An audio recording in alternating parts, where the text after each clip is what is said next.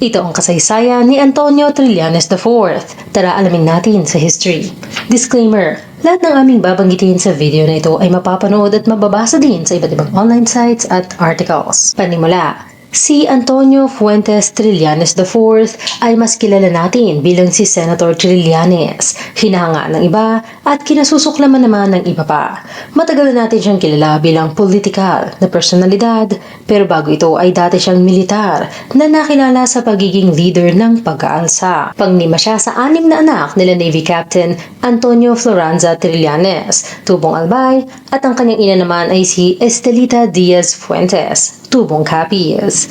Ipinanganak si Trillanes sa Caloocan noong August 6, 1971 at doon na siya lumaki. Ang nickname niya ay Sonny at ang second at third na Antonio ay mga kapatid din niya. Ang mga kapatid niya ay sina Antonia, Antonio Jr., Juan Antonio o J, Antonio III o Tiny at Dominic. Ang kapatid niyang si Antonio III o Tiny ay pumanaw sa edad na 51 noong Agosto 2021 mula sa komplikasyon ng COVID-19. Napakasakit nito para kay Trillanes dahil close na close sila ni Tiny. 1 taon lang daw ang pagitan ng kanilang edad at halos mapagkakamalan mong kambal. Parati silang magkasama at magkalaro, kaya ganoon na lamang kasakit sa kanya ang pagpanaw ng kanyang kapatid. Napakabigat ng taong iyon dahil hindi lamang ang kanilang kapatid ang nawala sa pamilya Trillanes, kundi maging ang kanilang ina na pumanaw mismo sa araw ng kanyang kaarawan, pagkabata at edukasyon. Dahil ang ama ay graduate sa PMA at isang Navy Captain, natural na naging disiplinado din ang pagpapalaki nito sa kanilang magkakapatid. Si Trillanes ay nag-aral ng elementarya sa Siena College of Quezon City. Nagtapos siya taong 1983. Para naman sa kanyang sekundarya ay nag-aral siya sa Angelicum School na kanyang natapos taong 1987. Dito na lumabas ang pagkapilyo ni Trillanes. Aniya ay hindi siya nagpapabuli, pero sa kanyang high school ay inamin niyang siya at ang mga kaibigan niya ay isa sa mga nambubuli. Isang bagay na kanyang pinagsisisihan. Sa kanyang batang isip, aniya, ay akala niya sa umpisa ay katuwaan lang, pero mayroon na palang naaapi sa huli.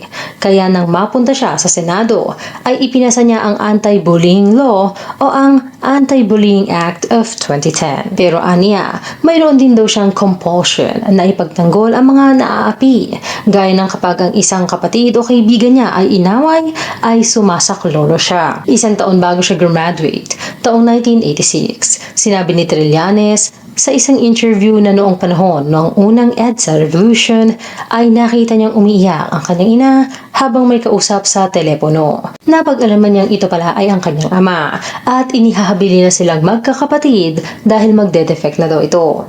Aniya, isa ang kanyang ama sa mga unang nag-defect noon. Sinusubukan pa daw ng kanyang ina na pigilan ito, pero tumuloy pa rin daw ang kanyang ama. Tumatak daw sa kanyang isip ang katapangan at pagkamakabayan ng kanyang ama na kahit alam nito ang peligrong kakaharapin ay ginawa pa rin daw nito ang kanyang tungkulin sa bayan.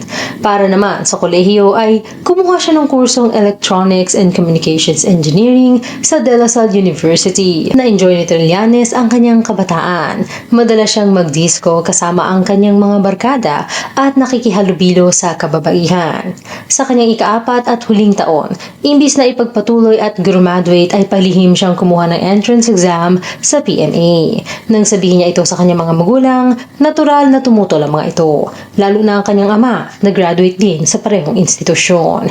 Alam niya ang hirap at pati na ang di umunoy korupsyon dito.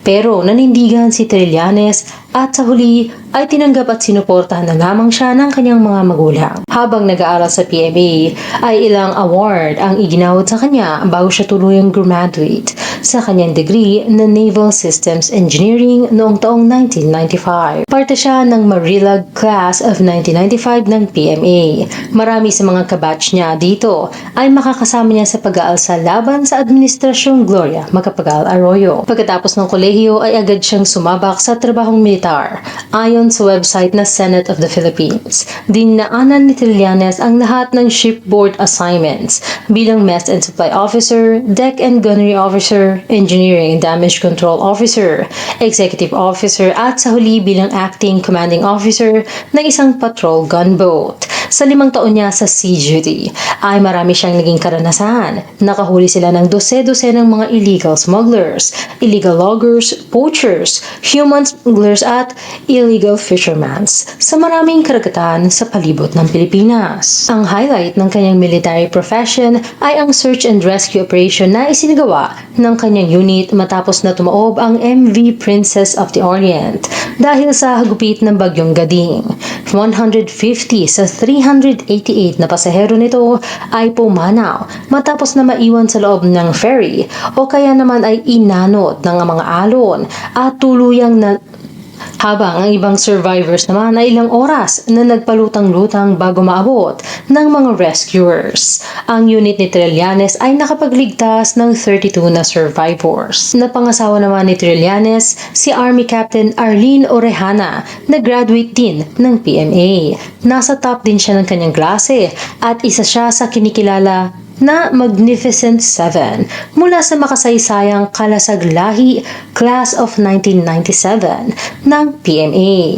Ito ang unang batch na nagkaroon ng mga graduates na babae matapos buksan ng PMA ang kanilang pintuan para sa mga kababaihan. Taong 2000, kumuha naman siya ng kanyang master's degree in Public Administration, major in Public Policy and Program Management sa University of the Philippines, Diliman, kung saan gumawa siya ng 2 thesis na tinatalakay ang malawakang korupsyon sa procurement ng Navy. Nagtapos siya ng kanyang master's degree noong 2005. Pero bago pa man graduate ay napasama na siya sa isang pag-aalsa. Noong July 27, 2003, pinangunahan ni Navy Lieutenant Senior Grade Antonio Trillanes IV kasama si Army Captain Gerardo Gambala ang kikilalanin bilang Okud Mutiny. Pinamunuan nila ang mahigit 300 na military personnel para sa isang pag-aalsa laban sa Administrasyong Arroyo. Tinawag nila ang kanilang sarili bilang bagong katipuneros na nakasuot ng pulang armband na may simbolo ng araw, nakapareha ng simbolo ng Magdalo faction ng Katipunan. Tinawag silang Magdalo Group ng media na mas tumatak sa publiko. Karamihan ng mga leader sa rebelding grupong ito ay mula sa class ng 1995 at 1997 ng PMA. Sinakop ng grupo ang Oakwood Premier, isang luxury apartment sa Makati City, at ipinrotesta ang kanilang hinanakit sa korupsyon ng gobyerno at sa loob ng militar. Micromanagement ng Secretary of National Defense, hindi sapat na supply ng mga gamot at medical center, pati na ang pagbebenta ng mga armas at bala sa mga rebelding grupo habang patuloy na nakikipaglaban ang mga sundalo sa mga ito.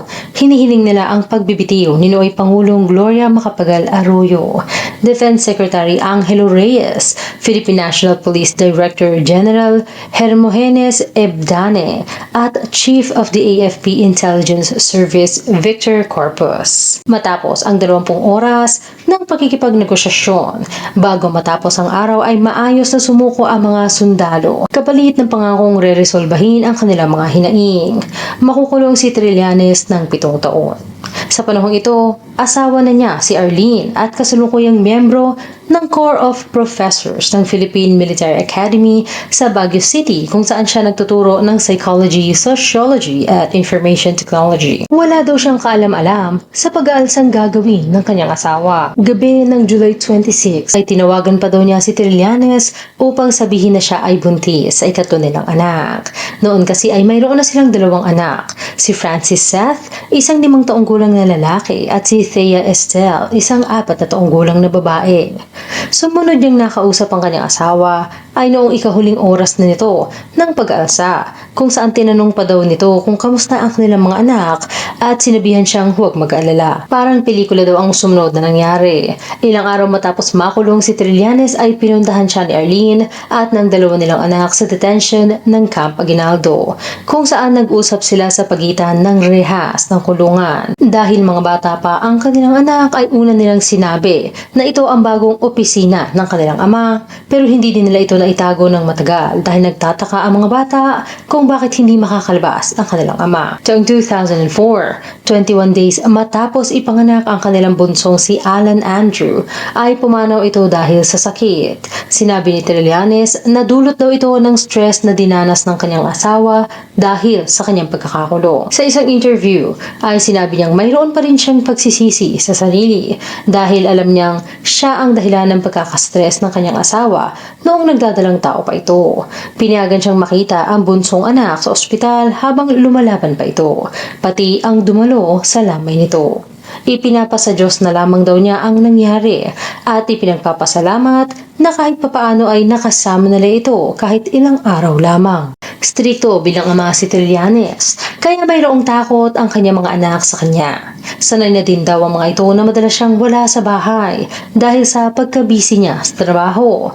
Pero mula nang makulong ay binawasan niya ang kanyang pagkastrikto dahil inisip niyang mas nawawala na siya ng oras ngayon sa mga anak, kaya kailangan ay bumawi siya kada dalaw ng mga ito. Inilalaan niya ang mga oras na ito para sa quality time ng kanyang pamilya. Pagpasok sa politika. Taong 2006, habang nakakulong, ay nag-file si Trillanes ng kanyang candidacy sa pagkasenador bilang isang guest candidate ng opposition para sa May 2007 elections. Sa kabila ng kakulangan ng pondo sa pangangampanya, ay nagulat na lamang si Trillanes sa suporta na nakuha sa ilang showbiz personalities gaya ng yumaong aktor na si Rudy Fernandez, na nakita niya sa telebisyon na suot ang kanyang campaign t-shirt habang sumasagot sa isang interview. Hindi daw niya personal na kilala ang aktor at hindi pa nakakausap kahit kailan. Pero nagpapasalamat siya sa kusang loob na pagsuporta nito. Isa pa sa tumulong sa kanya ay si Mother Lily Monteverde na ipinresenta siya sa press. Pagdating ng eleksyon ay nanalo si Trillanes na may rank na 11th sa 12 ihahalal na senador. Siya ang pinakabatang senador na naihalal noong panahong iyon. Kahit daw tapos na ang eleksyon ay patuloy ang pagiging magkaibigan nila ni Mother Lily na patuloy pa rin siyang dinadalaw kahit tapos na ang eleksyon. Dahil may itsura, ay minsan daw siyang inanok nito na mag-artista at ipapasok siya bilang isa sa kanyang regal babies. Pero tinanggihan ni Trillanes ang alok na ito. Flattered daw siya pero wala siyang interes na pumasok sa showbiz at hindi siya marunong umarte. Sa isang thank you lunch ay pabirong sinabi ni Mother Lily na kung siya ay ma-reincarnate, ay gusto niyang maging asawa si Trillanes. Natawa na lamang dito si Arlene. Napupuna din ng mga tao na siya ay madalas na hindi ngumingiti na ani ay nakasanayan na niya dahil parte ito ng training sa PMA. Pero sa bahay daw ay palangiti at palatawa naman siya. Bukod kay Mother Lily ay isa din si dating Senator Miriam Defensor Santiago sa nakapuna sa kanyang itsura at pagsimangot. Matapos ang speech ni Trillanes ay nilapitan ni Senator Defensor Santiago ang rostrum at sinabing, "I noticed that Senator Trillanes is the youngest and the most handsome senator."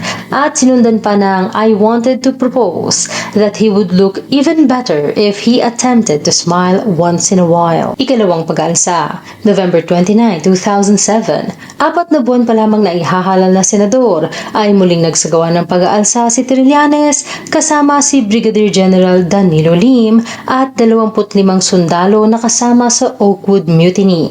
Nag-walkout sila palabas ng Makati Regional Trial Court at nagmarcha papuntang Manila Peninsula Hotel. Sinakop nila ito at muling hiniling ang pagbaba ni Pangulong Gloria Macapagal Arroyo at sinamahan pa sila ni dating Vice President Teofisto Ginggona Jr. na nananawagan para sa bagong EDSA. Kalaunan ay sinalihan din sila ng iba pang mga armadong sundalo na may dalang mga malalakas na kalibre ng baril at nakasuot ng Magdalo flags at pins na nagmarcha sa Makati Avenue bago okupahin ang ikalawang palapag ng hotel. Si Trillanes at Brigadier General Lim ay nanatili sa function room kung saan sila ang nagsasagawa ng pakikipagnegosasyon. Pagdating ng 5:10 PM ay na-infiltrate ng armored fighting vehicles ang lawi ng gusali at nakapasok ang mga sundalo ng gobyerno sa loob. 6 p.m. ay matagumpay silang inaresto ng PNP. Sa kabilang banda, hindi na nagulat ang kanyang asawa na nooy nasa conference room ng PMA. Maging ang kanyang mga anak ay hindi na din nagulat. Hindi pa man nakakalaya ay balik kulungan na naman si Trillanes. Pagdating ng December 20, 2010, ay nabigyan ng temporary release si Trillanes at kalaunan ay tuluyan na siyang binigyan ng amnestiya ni nooy Pangulong Noynoy Aquino. Hanggang dito na lang, kayo anong masasabi niyo sa kasaysayan ni Antonio Trillanes IV?